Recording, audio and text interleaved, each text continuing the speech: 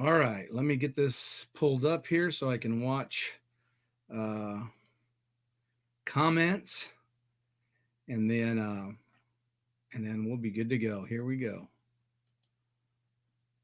Okay, let me turn the volume off. Perfect. Okay. Hello, coffee lovers. It's Friday night. It's 1900 or 7 p.m. if you like, Standard Central Standard Time. I'm Jose Alanis with Third Day Coffee Seguin. We are a Christian-based, veteran-owned coffee roasting company, and I have some incredible news today. Hello, Carrie. This is going to be a great episode, not only because of the veteran that I have that's going to talk about his program, but there's huge announcements that I've got to make. And so, first things first, episode 13. If you look at the chat at the links, if you're on Clubhouse, hit me up on Instagram and I'll give you the code for tonight's episode. Tonight's episode discount code is EPI, Echo Papa India, all caps, 13, and then the word Snowmageddon, because I'm in Texas and we had Snowmageddon this week. And so that's our discount code, EPI13 Snowmageddon. And like I said, if you're on Clubhouse, you can hit me up on Instagram and I'll get you that code. That code is good for 10% for 30 days for anything in our store, any of our whatchamacallit, coffee or anything that you want. Hello, Carrie, and hello, Tai Eliason. Hello. I'm sure I fouled your name up, brother. If I did, I'm sorry. Okay, so again, tonight, I'm going to talk real quick. I'm going to bring David on while I do the introduction because I just want to get this thing rolling. Hello, David. Hey, Jose, how you doing? Good. Okay, so I'm going to run through a couple of things while you're with us. So this is our God Country coffee cups. They're coffee cups. They've got our logo on the other side. I know it's hard to see because the green screen is messing it up, but these have a little imperfections in them. And what I'm going to do is the God Country coffee side's perfect. I'm going to give 2 of these mugs away. And all you have to do is tell me or send me a message, the scripture that I'm going to give. I'm going to give a scripture away somewhere during the podcast.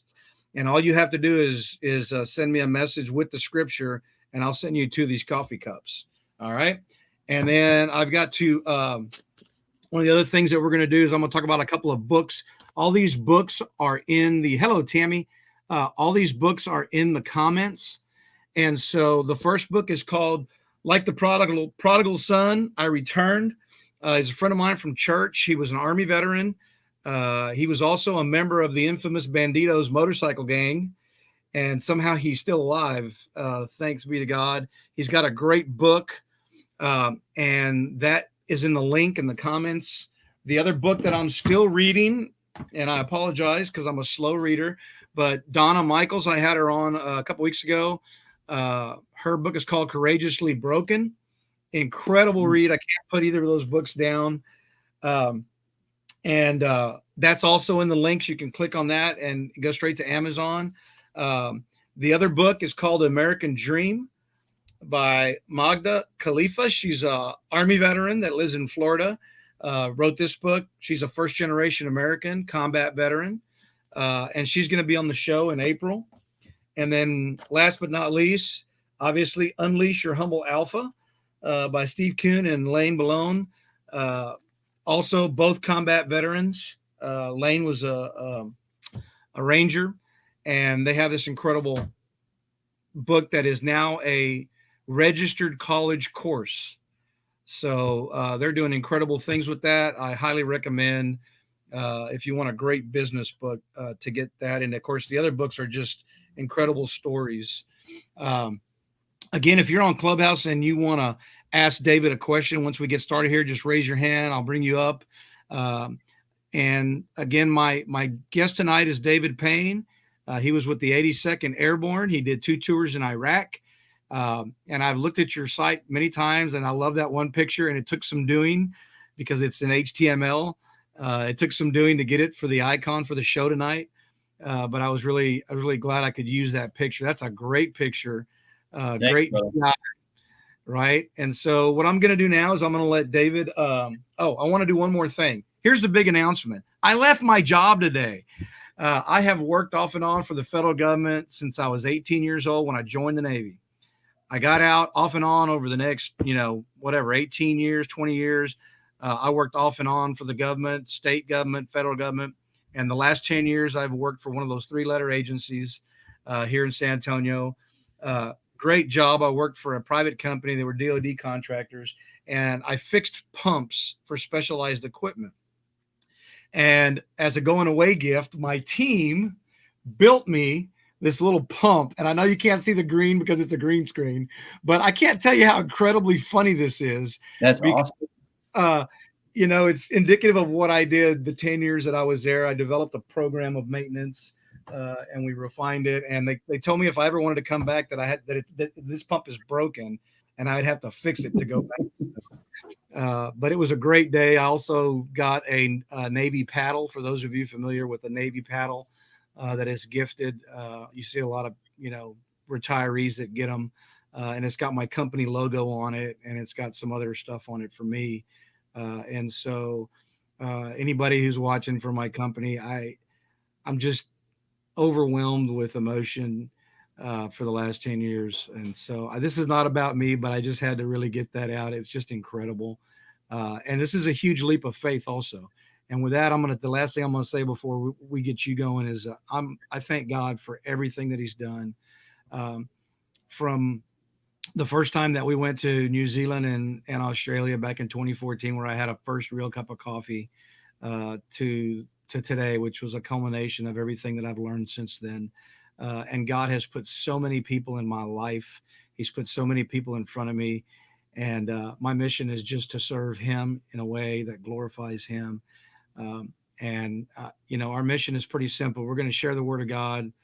We're going to do everything we can to help veterans and active duty, especially those that are in crisis. And we're going to get people to quit drinking gas station coffee.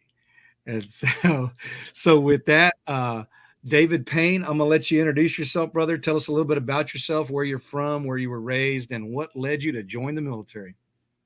Yeah, thanks, Jose. And first off, congrats. I know we talked a little bit last night, and you and I have been friends for quite a while now. And it's just amazing to see your path and how far you and your company have come. And you've been there and supporting us from the very beginning. So I really appreciate that. I'm very proud of you and your business and your leap of faith, your financial freedom. It's awesome. And I'm super pumped for you, man.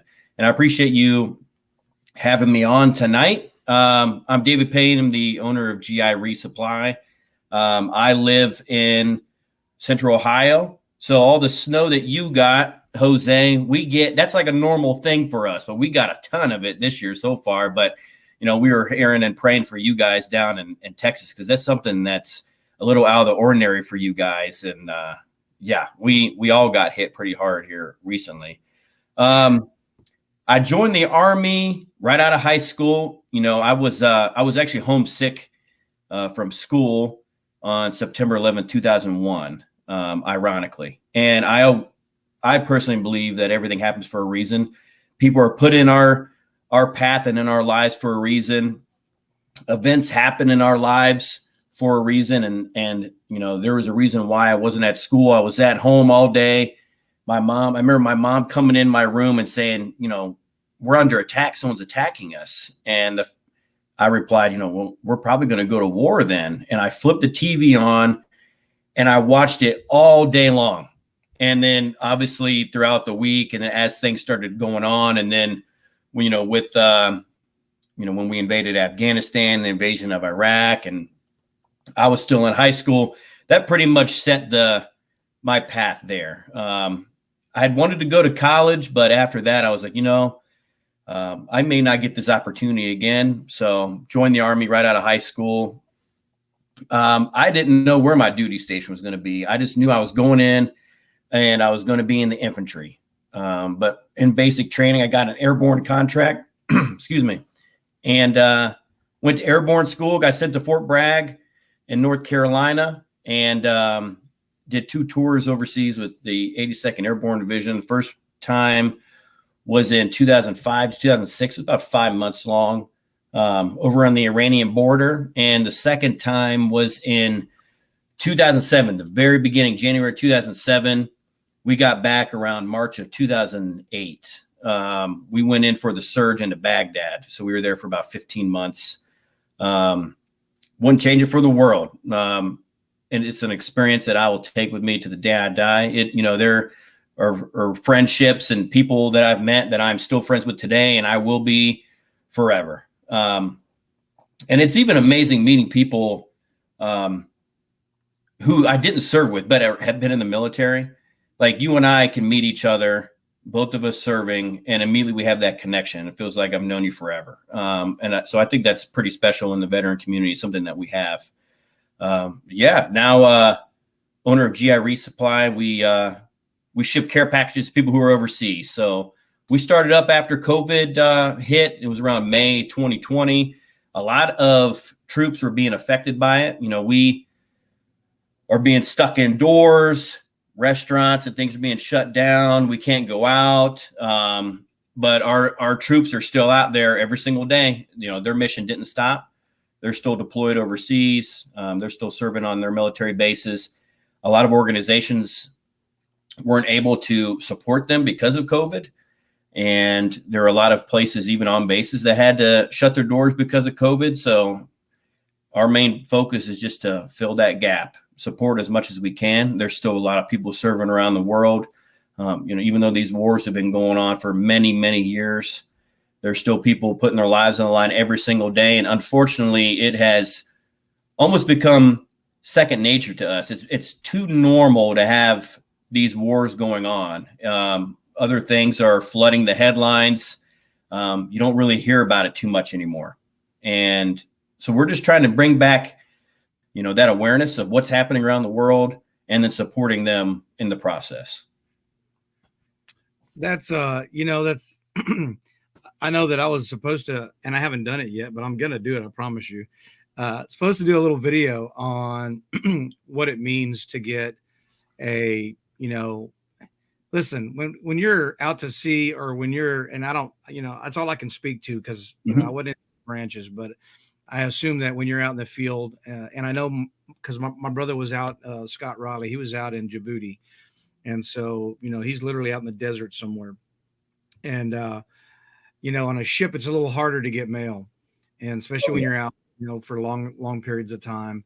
And when they call mail call, you're just hanging on the edge of your seat, hoping that somebody sends you a postcard, and if you got a package, man, with stuff in it, you were like the guy. And, and of course, when I did get packages, I always shared with my brothers, and we didn't have women on our ship at first, but whatever they sent from home, and I always told mom and everybody else, hey, listen,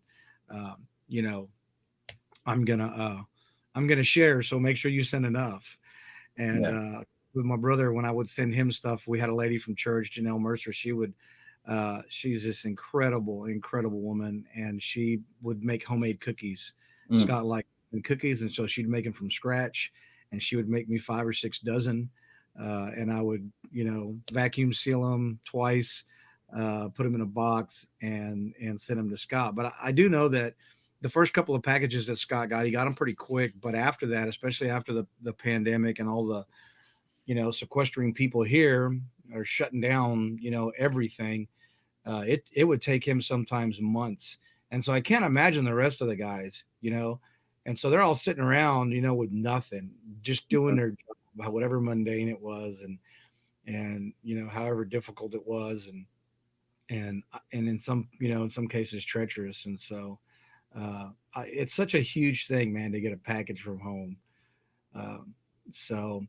How long did you stay in the military?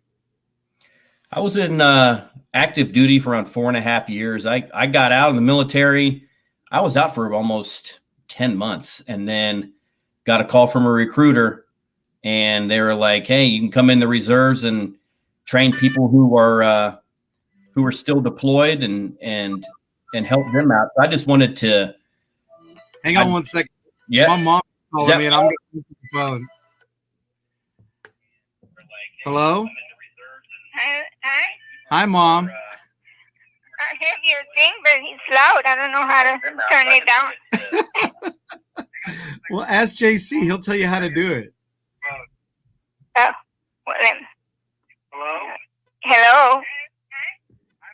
Hi.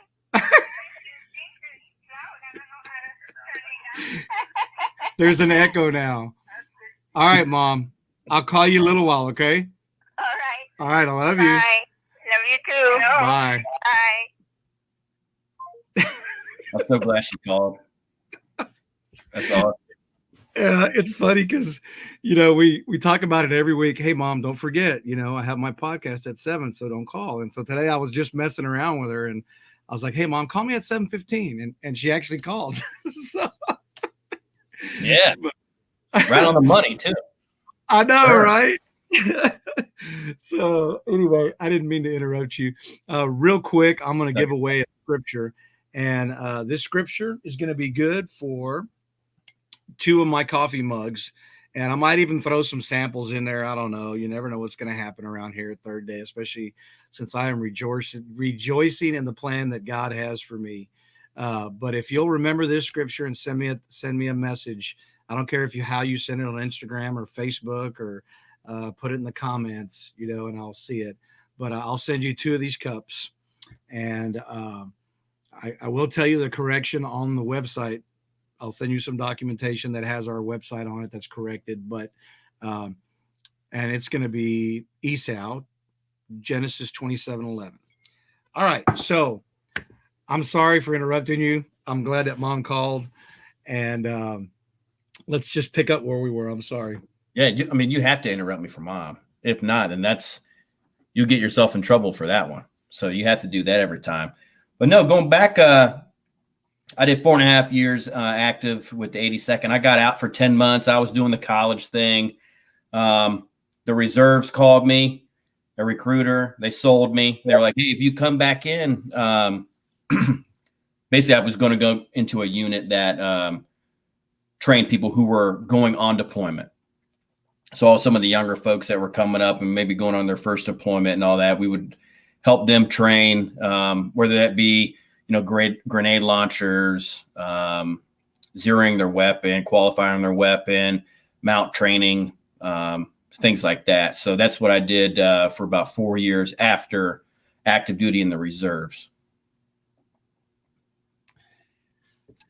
So I want to ask you about the picture that you have on GI Resupply where you're squatting down with a bunch of kids. Tell me about the day.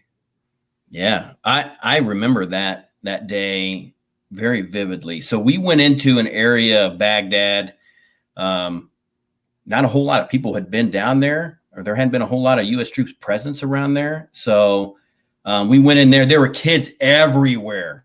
I mean, probably 25, 30, 50 kids around there. I remember they were pickpocketing me. So in our uniforms, we had like pins on our sleeves, and they were taking the pins. And, we always carried stuff around with us too. So we, in the picture, you'll see a girl with an Iraqi flag, and there were folks who were with us that handed those out to them.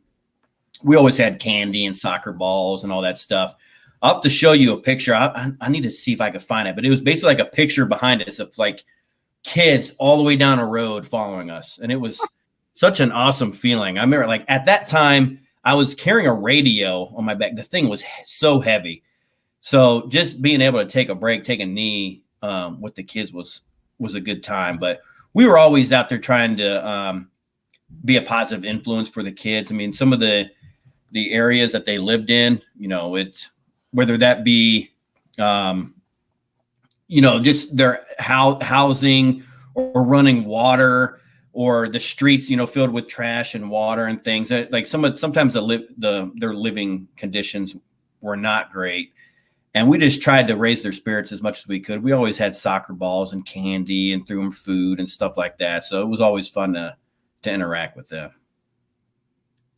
Yeah, I can't even imagine that. I was in during peacetime, and I got out in 95.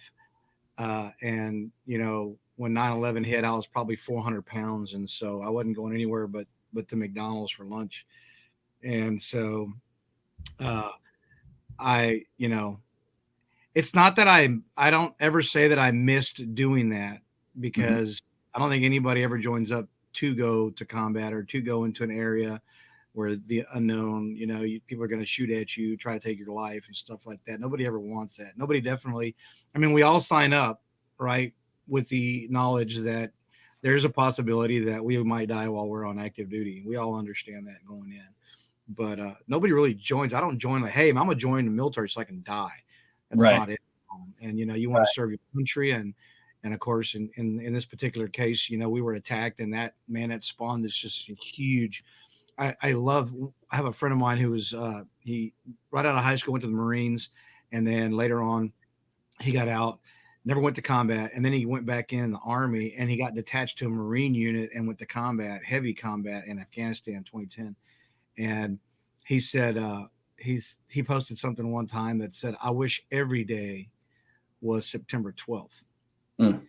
And not because of the life lost, not because we had been attacked, but because of the way the country just like, immediately, nobody cared what political party you were. Nobody cared what religion you were. Nobody cared what color you were.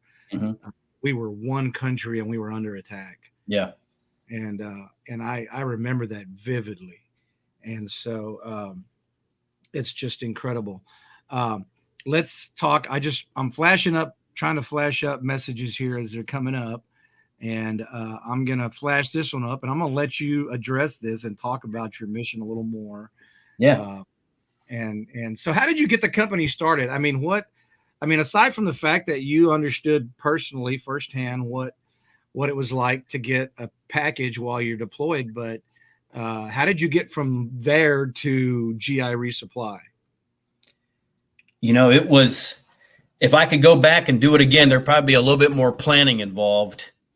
This thing was, you know, just hearing about some of the, I mean, we're all living through the COVID pandemic and the things that it's affected. It's affected, you know, small businesses and it's unfortunate. I hope that we can get reopened and be on our feet again. But it was affecting the military as well. I had buddies of mine who were deployed at the same time.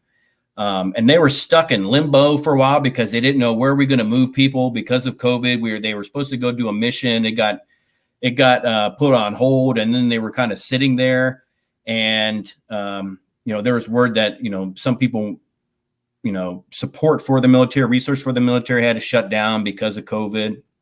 And so I just wanted to fill the gap for them. I said, maybe we can open this up to the public.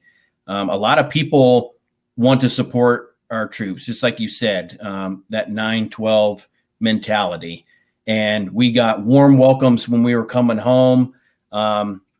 People may not support what's going on, but they'll support the military. And some people don't know what to do or how to support the military. And we just wanted to provide an easy way to do it.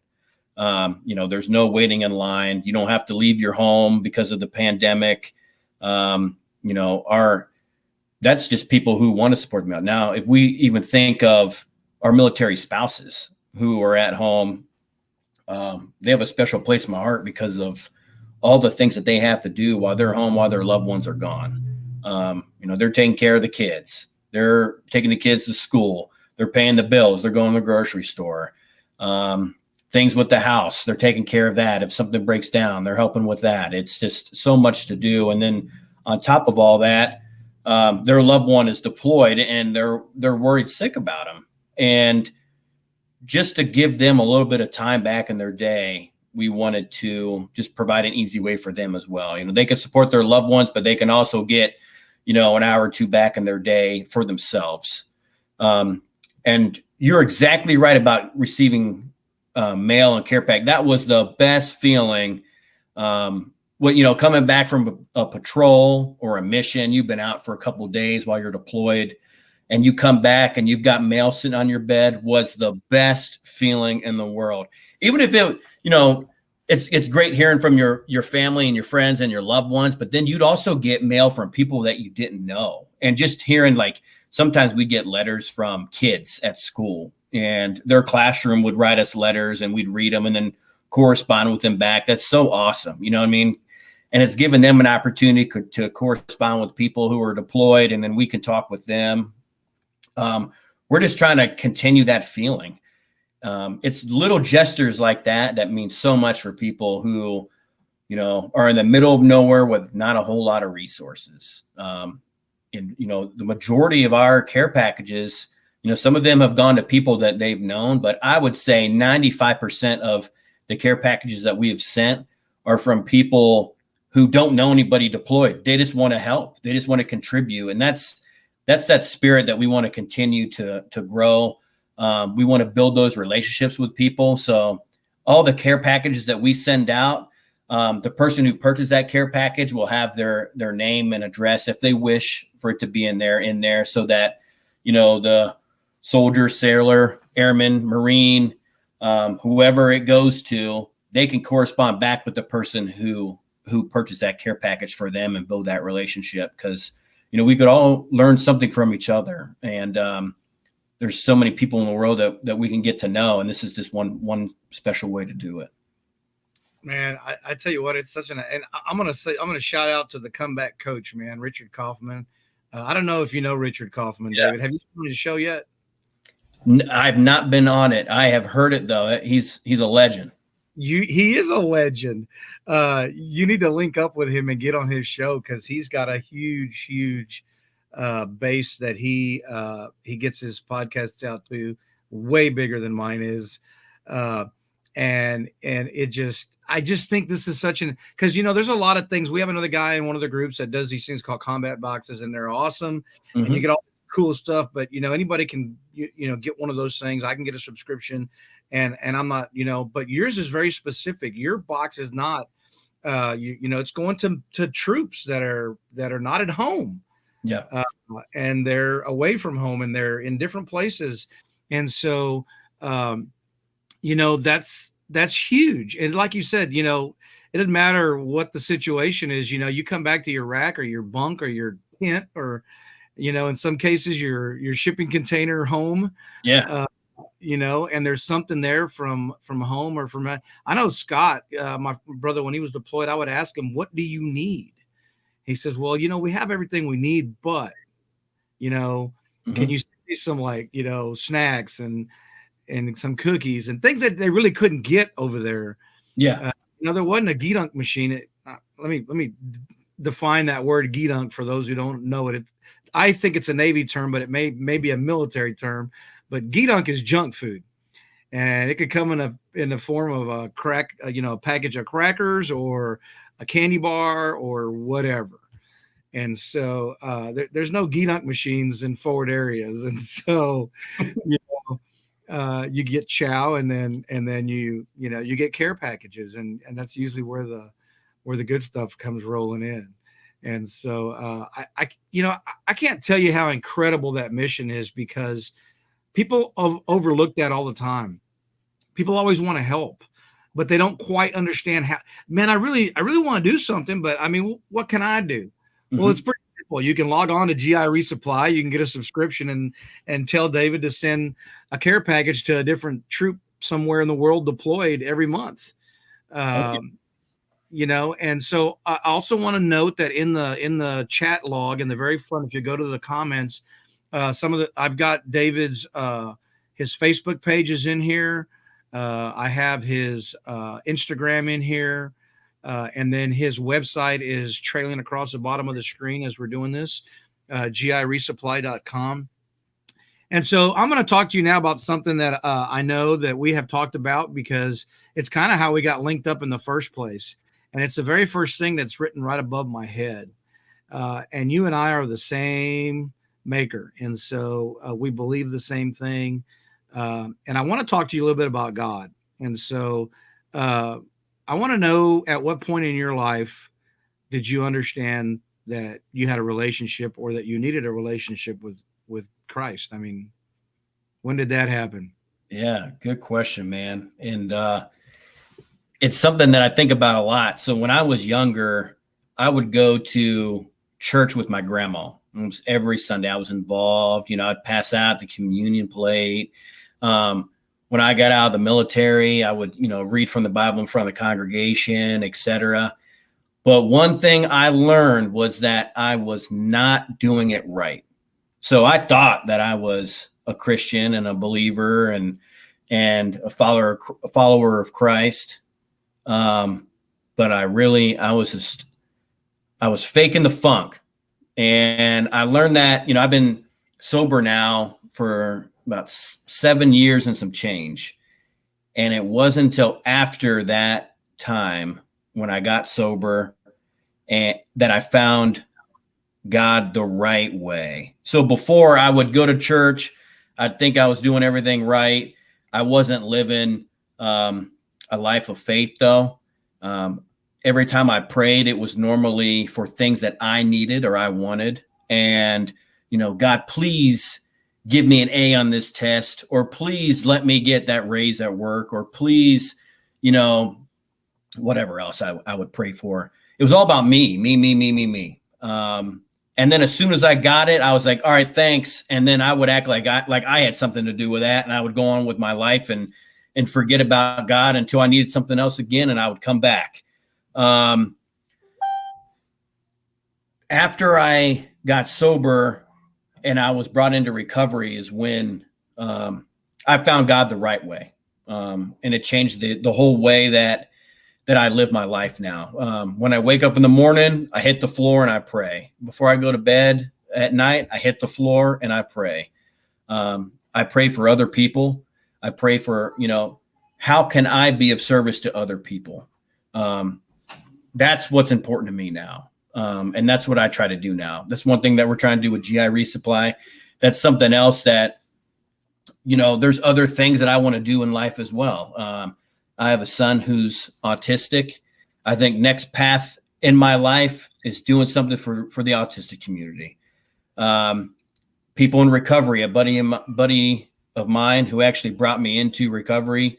Him and I want to get together and help those who are struggling with drugs and alcohol.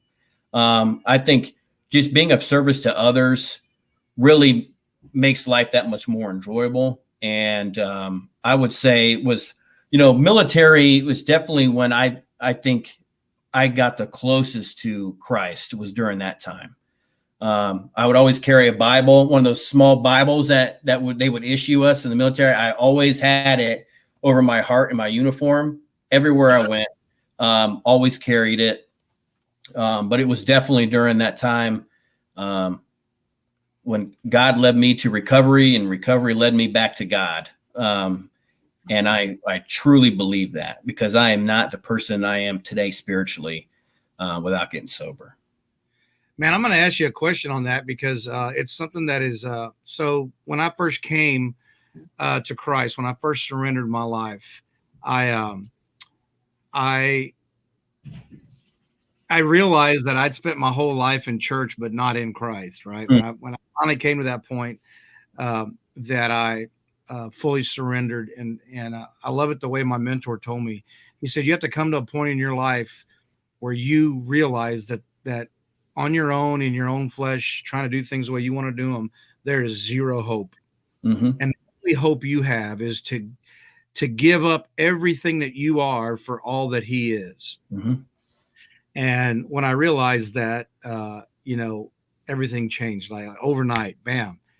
And so my mentor was a combat veteran. He is a combat. I mean, he's not dead. He's still here.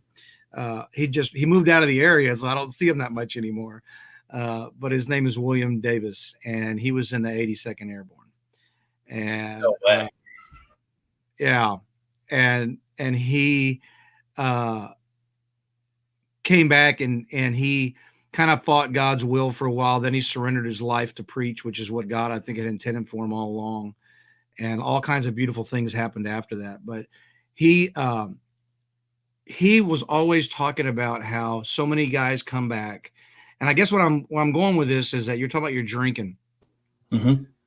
So I asked him, and I said, man, how are you not taking a bag full of pills and drinking like a fish on a regular basis, like everybody else that I know that comes back from Iraq and Afghanistan, Yeah. Not everybody, because I'm not gonna generalize. I'm not gonna say that. it's not everybody, but some people do struggle with that. Mm-hmm. And they drink too much and they, self-medicate. We'll just call it self-medicating, because I still drink, and, it's something that I don't do publicly anymore ever. But it's different now because I don't really care about that. I just like to have a glass of something with my dinner sometimes. But Yeah. was that something that you struggled with? Is that why you drank? I would say so. I won't lie and say that, it was in the military. After the military is when I started. My buddies and I drank in high school, not normally during the football season, but I mean, when that thing was over, we'd be every weekend we were getting to some. I don't know how we did, but we did. And so that's something that, we did then. The Army, we train hard. This is with the military period, not just the Army. So military, you train hard, disciplined, very, your day is very structured for you. But when you get to the weekend, it's game on. And it sure was. They used to make fun of me. So behind me with the flag, the AA flag, they used to actually, one of the nicknames was like Alcoholics Anonymous, even for the 82nd. I mean, there was a PX, or a PX, to those who haven't been in the military, is basically like a gas station on base. It was open 24 hours a day. You could buy alcohol 24 hours a day. There was no curfew. There was no like 2 a.m. The bars are closed. You can get it 24 hours a day, 365 days a year. Now, I from what I've heard, that has changed a little bit because of some of the, consequences that come with that. But we definitely partied hard, and that was just part of that culture. However, when I got out, the majority of people back home do not drink like that when you get home. So you're the one going, hard, and everyone else is like either finishing up school or they have a full-time job. And, some of that, I missed my brothers in arms, and I miss that, that feeling of, living and working for something greater than myself. That's what I thought like the Army was to me. It was for a cause that was greater than me. And when I left the military, I was just a no-named, nobody kid going to college, who had a little bit more money than an average college kid because of the military and the GI Bill and all that. But I was just a Joe Blow on the street. And I think that hurt. And so, but I didn't want the military to be the only thing I did with my life. I wanted that to be a chapter, and I wanted there to be other things that I was successful for. But all those things, obviously it takes time, it takes work to get there. You have to go to school and graduate. And if you want to, in the path I was taking. Now, I don't believe that. That's just a personal opinion of mine. I think everyone can go to college. I think if you know a trade and can do a trade, that's what's important nowadays. But it was just taking so much time. I didn't have the patience. I wanted everything right now, and that's just not how life works. And so to deal with all those problems, I would drink to forget about it. And I remember sitting at bars like, I'm going to drink so that I don't have to worry about this tonight. But here's the kicker. When you wake up in the morning, it's still there. So that's one big thing that I learned was, if I avoid it now, it's still going to be there tomorrow, and it's still going to be there the next day if I don't deal with these things. So that was probably the biggest reasons I drank. One, the culture helped with that. But the main thing, the biggest thing was just, I wasn't fighting for a greater cause anymore. And that really wore me down. Yeah, I can't, I was a non-combat veteran. Obviously, I was in before we ever did anything over there. the scariest thing we ever did was chasing Russian subs up by Alaska. Mm-hmm. And it wasn't scary to me. It was fun because we had torpedoes and they didn't. And Yeah. so Yeah.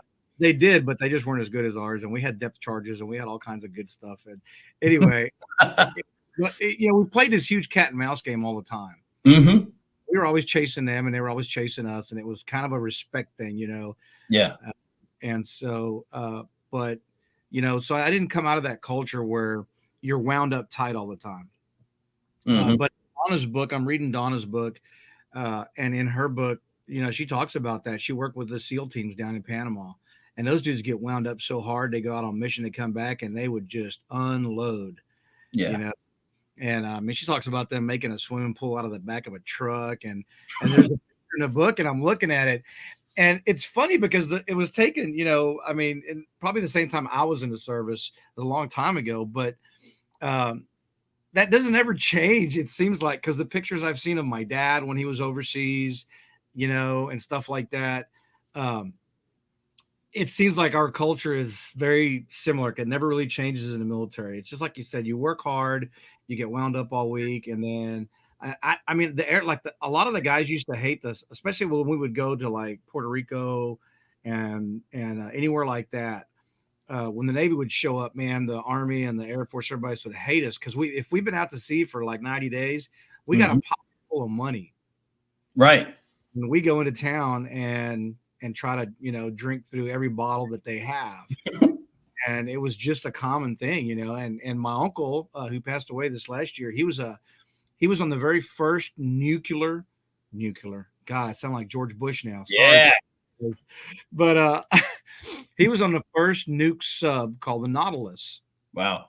And he was in Virginia when the Navy overran the town in Norfolk. And I was there in the 90s for school. There were still places that you could go and you could still find a sign in somebody's yard that said dogs and sailors keep off grass. And so, but that was the culture, you're so, spot on with that. But, I think some of that too has turned, and I don't know. I mean, did you ever suffer with PTSD or anything like that? I was never diagnosed with anything, but it's something that I think everybody comes back a little different. I truly believe that. I mean, just, you're talking about everyone being wound up. And I remember coming back on mid-tour leave and just I turned 21 in Baghdad. So that in itself was just, it was at the time, as a 21-year-old, I was like, this is awful. Now it's like, it's not a big deal. And I probably didn't need to be around here when I was 21 anyway. But so I remember being out at like a bar with friends on mid-tour leave. I got to come home for 18 days in the middle of that 15-month deployment, and not even realizing it, like scanning rooftops while I'm standing there with my beer. And that's just something that became second nature to us, but it's not normal behavior to come home and do that. So I think that, anyone who's been through some of those situations, everyone comes home a little bit different. Yeah. My uncle, my dad's youngest brother, he was in Vietnam, and my dad was in just after Korea, and dad was in Turkey, and he had to kill a guy while on duty. He had to shoot a guy that was on their base, but he violated all these protocols. We were driving back to the base, and they told him he got the order to fire, and dad couldn't do it, so he fired a warning shot, and the guy kept coming, and they told him, you have to assume that it's not him. And so he did. And so dad never spoke about that till very late in his life. And my uncle was in Vietnam, and he doesn't talk about it at all. I've tried several times, and I will never ask him again. I respect my uncle. I pray for him daily because there's no telling what he went through. But I know that we really didn't address things. And my uncle said it too. He told me one time, well, he's told me lots of things that have stuck with me. First, he told me things that happen in war are not palatable to the general public. You can't really talk to people about what goes on because most people, most civilians, no, they're just not going to get it. Yeah. The other thing he said, he says, nothing good is going to come of it. It's not like you're going to be, if you have a screw loose before you go, it's not going to get tightened down while you're there. No. Yeah. So, you're not going to come back better. No. You may have a better perspective Oh, about yeah. the world in general. And so I completely respect, but we were getting on the subject, and the reason I was kind of pushing that way is because one of the things that we really want to do with our mission, the reason that why every single, this is episode 13, and every person I've had on the show has all been veterans, except for one, my coffee supplier. And he's such a patriot, I wish he would have been a veteran because, but I don't see him in any different light because he's doing God's work. And to me, there's nothing higher than being in God's army. And so even though I was a sailor, I'm proud to say that I'm in God's army now. Yeah. And so there's nothing more profound, I guess, to me, to a believer. And so, I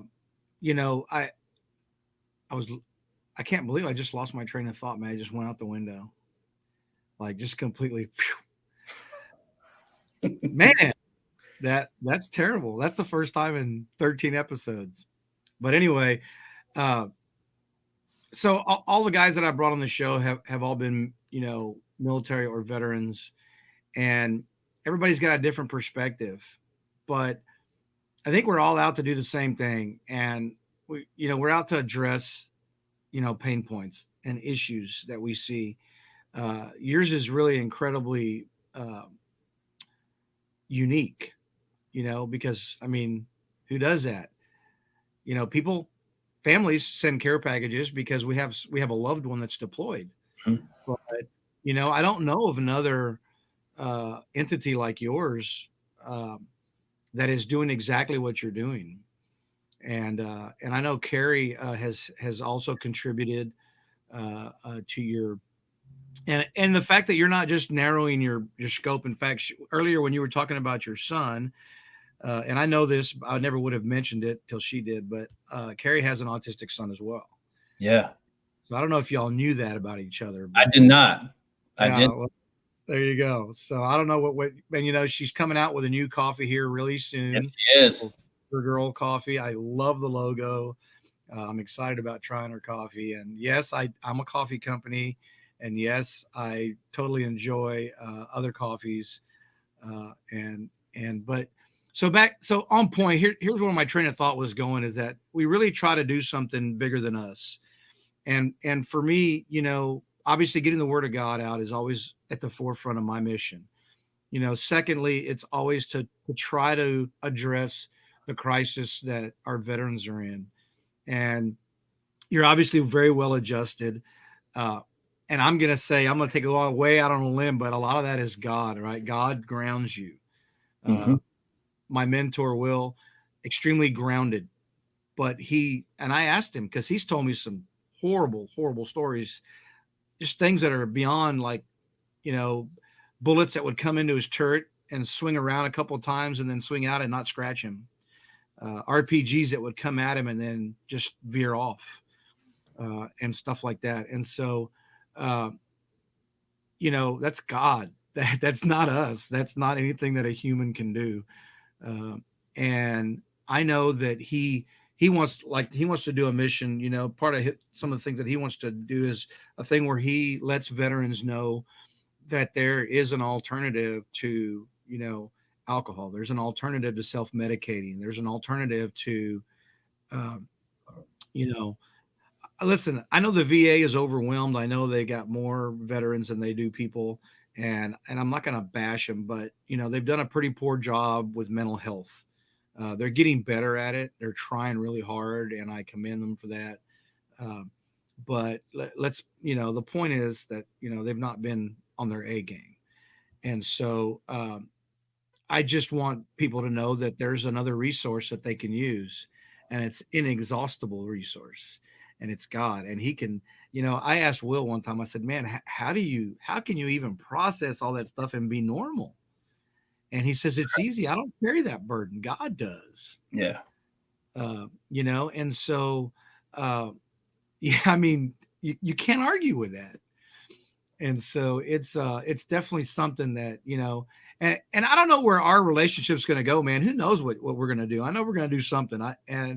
You know, you pop up all the time. And so I know that you and I are going to continue to do something. I don't know what it's going to be. I don't know how we're going to help our community out.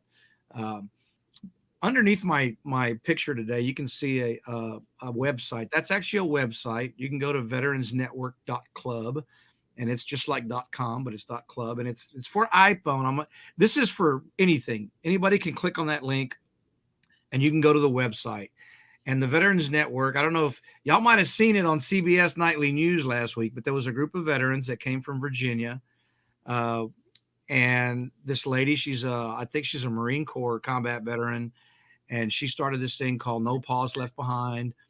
And when she saw all the stuff that was going on in Texas, she got together with the guy who came up with the Veterans Network, David Pineda, and they together raised a bunch of money. They got a bunch of water cases, like 100 cases of water or something, and other supplies. And they drove 2,400 miles in 2 days to Texas, to Austin. And they connected with some needy, you know, some charities there, some people that helped them distribute what they brought. And that speaks volumes to what we always trying to do, right? We're always trying to help. Yep. And it's not limited to the veteran community, but we tend to lean that way. Yep. Yeah. One day we may find ourselves in a situation where we need help too. And we're going to hope that somebody's there to help us. That's the joy of life, is being able to help somebody in need. That's awesome that they did that. And that's, you know, I did want to talk about you guys real quick, because, you know, with your Isaiah Coffee, you guys are giving back all the time. And even when, you know, we first, you know, kicked off GI Resupply, I remember finding you and Carrie both. But you guys were like just popped up on Facebook out of nowhere. So there's a reason why, you know what I mean, that you guys were put in our path. But Jose, you guys were the first ones that, you know, sometimes we'll put veteran owned products in our boxes, and we'll ship those over to those overseas. So for 2 of those months that we've done that, Jose, your coffee was included in our box. Carrie's coffee was included in our care packages, and they were shipped overseas to people, you know, who thoroughly enjoyed them. Jose, you were the first veteran product that we put in our care packages. So, you know, I don't know if I've ever thanked you for that, but I want to do that now, because you helped set the path, make the path for us. That was so early in our journey, and it meant a ton. And so we really appreciate it. Well, man, that was an easy ask, you know, because my brother, I knew he was going to get deployed, and Scott is not my biological brother. Scott is my brother, just like you got brothers that you talk to that are closer than family.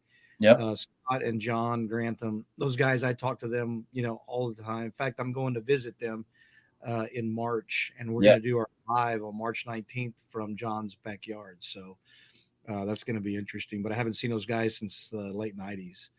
And so, but that's, you know, that says a lot about us, right? Because I can go years without talking to somebody and then pick up the phone. And yep.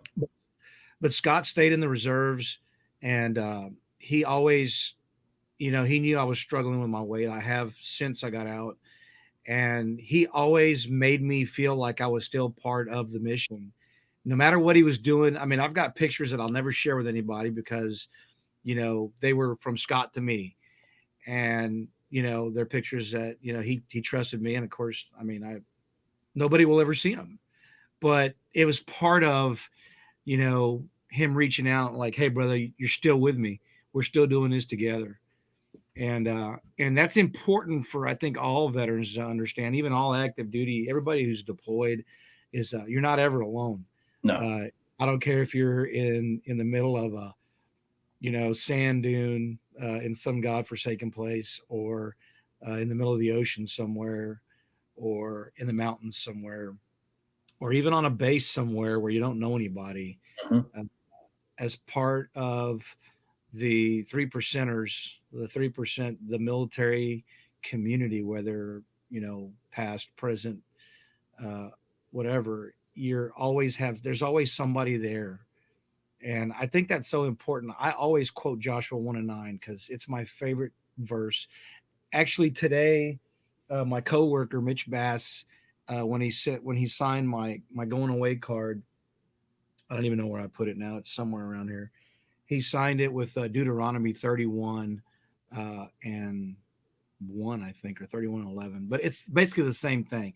Joshua 1:9 is, be strong and of good courage. Do not be afraid, neither be thou dismayed, for the Lord thy God is with thee wherever thou go. And I've had one opportunity or one situation that arose where I had to talk to a veteran who was in crisis, who was talking about hurting himself. And I didn't really know how to handle that situation. I wasn't, I'm not trained for that. I didn't have any expertise, but what I do have is that inexhaustible resource. And so early in the conversation, I asked him point blank, do you believe in God? He's like, yes, I do. And I'm like, okay. And I quoted Joshua 1:9. And I said, what that verse means is that when your family turns their back on you, when your friends shut their door in your face, when your girlfriend runs off on you, when everything on this world that you know is normal turns away from you and you think you're alone, you're not, because God is always with you, period. And so, it's just, our community is unique, man. It really is. Yep. And the fact that you've come through all that and you're giving back to the very people that we know need it. And, and yeah, we have veterans in crisis and there's a lot of people doing stuff for that, but there's a lot of people that are deployed that don't have that, I remember there were guys that didn't have any family when they went in the military. They got nobody. Yeah. Hey, Justin, how you doing? Justin Charpentier just joined in. He's a bit of a mentor to both of us. Oh, yeah. And Justin, you missed it earlier, but I announced it. Today was my last day at work. And, it's a bit terrifying, but I'm so excited about what lies around the corner. And Justin's another guy, David, who, like you said earlier, we popped up on your feed. Well, I was praying for divine appointments, and I met Justin, and I met a guy who owns a coffee farm in Honduras. Yeah. And one of them taught me how to do coffee, and the other one taught me how to sell it. Yeah. And and here we are. I mean, I'm self-employed. It's awesome. So, but yeah, so where does GI Resupply go from here, man? I mean, what are the game plan? What's the game plan from today moving forward to the next 3 months, the next 6 months? I think just continuing to grow. And, I know that we're focusing a lot on troops who are overseas, but, recently we've been blessed. We had someone reach out to us and ask, could you guys send a care package to a veteran home where, veterans who are homeless are staying? Absolutely. So we are blessed to be able to do that.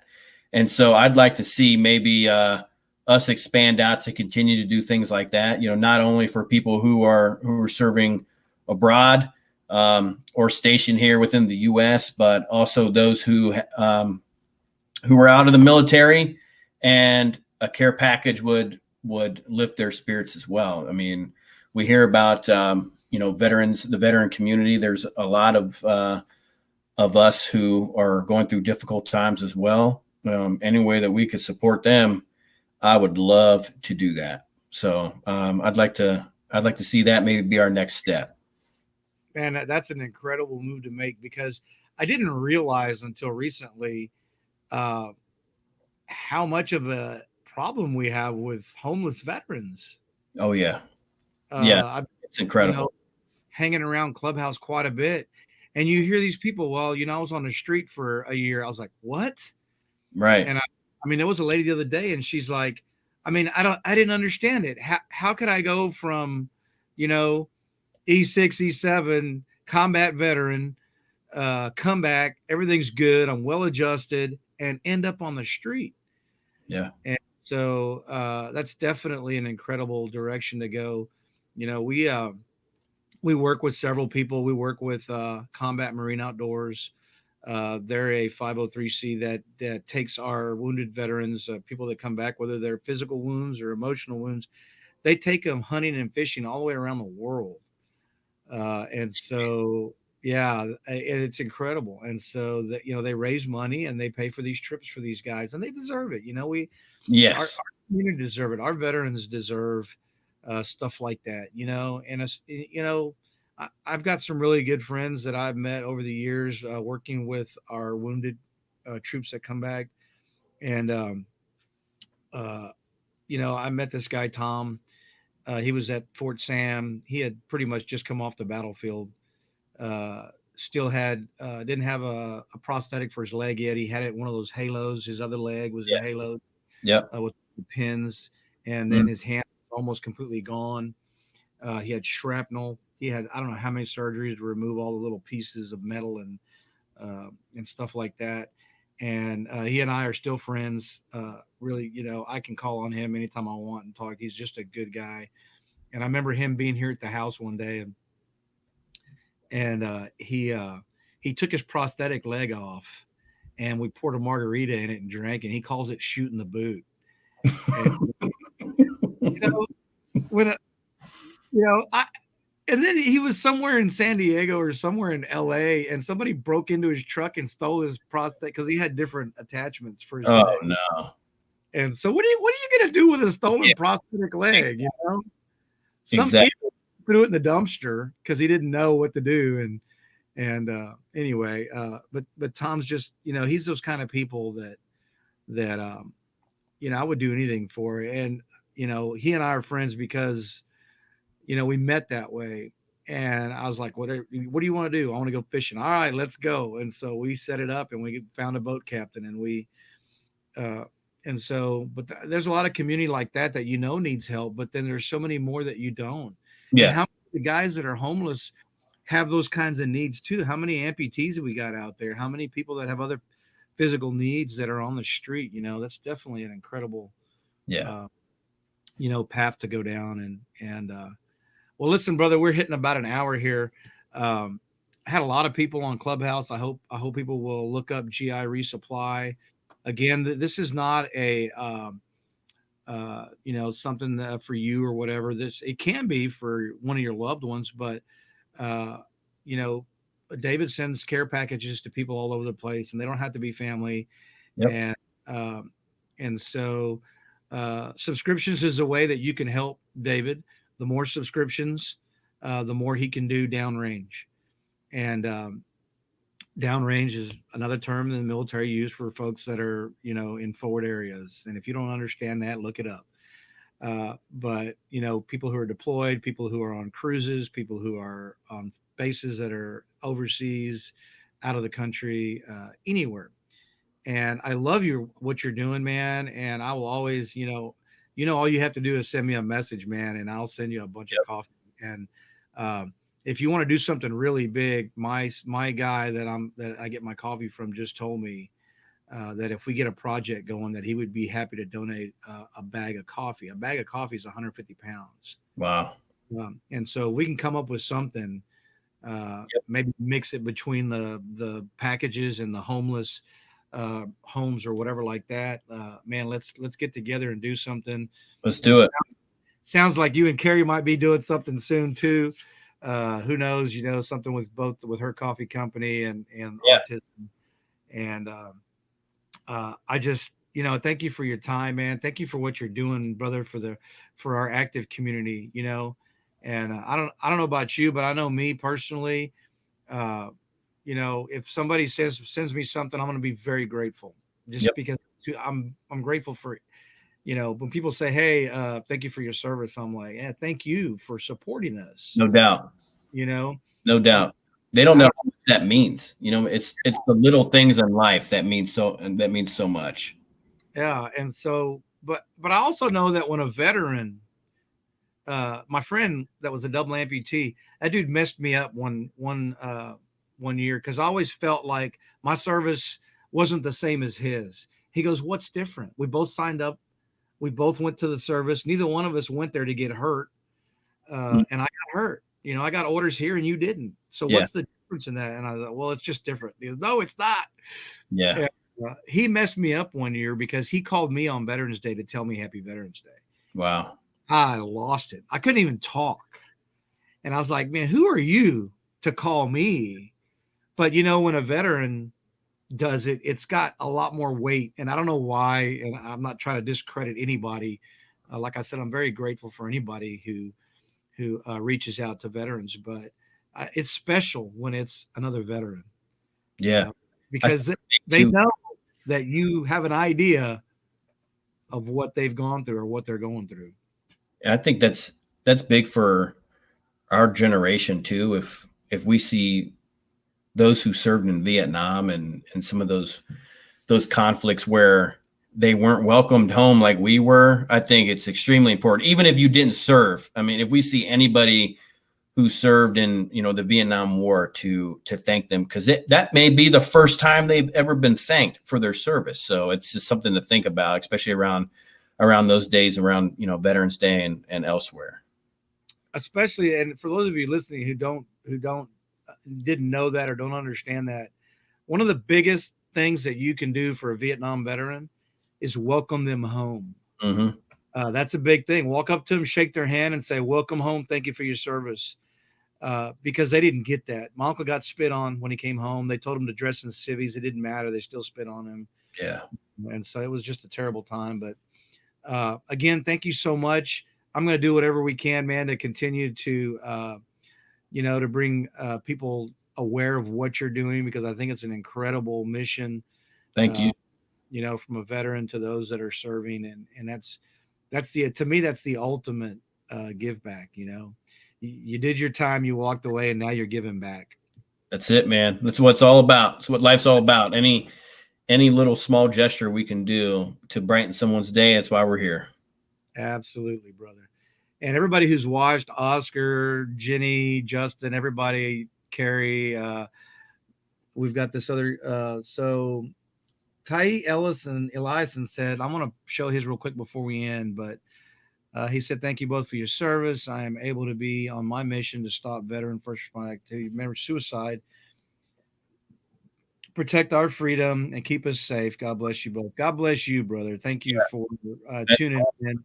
Thank you for the support that you give us. You know, we're just going to do the best that we can to help others. And so, what happened? Okay. Thank you, John. And thank you everybody else who has commented on, giving me great, people have sent me prayers and words of encouragement. John has been there from the very beginning of my business. He's done a lot of business in his life, and he really coached me early on. And then I got the coaching I needed from Justin for the digital marketing and so many other people that have prayed for us. And, being in your boxes helps us, because somebody downrange got my coffee. Yep. And I'm not going to know what that is. I'll know from this point forward, because I can track things with codes now. Cool. But at the beginning, I didn't. And so now eventually I will know when things go downrange, if they come back and they become a customer. And so that's awesome. Yeah, those are great things. But, we're just trying to get back, man. And that's what we're all trying to do. And so my cousin Joseph, thanks for chiming in. Love you guys. Treat each other the way God intended us to treat one another, with love and kindness. Walk away from separation. We don't need to be separated in this country. We're all Americans. And we should be treating each other as such, for the greater good. And people like us, all of us who wore uniform, made it a right for each and every person to feel and think the way they want to. And so we should all respect that, even if we don't agree with it. So hang on for a second. I'll put you in the green room. I'm going to close this out. Thanks, brother. All right. Thank you, man. Hang on a second. All right, folks. That's a wrap. And that's a wrap for my job. And so thanks for everybody tuning in. We've got a lot of incredible people coming on the show in the weeks to come. My mentor's coming out in a couple of weeks. Justin, he's going to be on the show next week. Kendall Mickelson, I believe, is a Marine from Arkansas. And just those two things, Marine from Arkansas, should be interesting. Just going to say. I've had conversations with this guy, and I love him. And he's got a great business, too, that he's working. And so thank you, everybody, for watching. Tune in for us next Friday for God Country Coffee at 1900 Central Standard right here. And also, if you're on Clubhouse, we do a veterans praying, praising, and whatever pops up, that's the name of it. It's on Clubhouse. It's on Sunday evenings at 1900. I usually start it out with a Bible study. But if you've got an iPhone and you have Clubhouse, hit us up. We're in the Veterans Network. And also look up veteransnetwork.club, and you can find the schedule of things that they're talking about there. Until next week, I love you guys. God bless. Pray for us. Pray for us. Love y'all. Bye.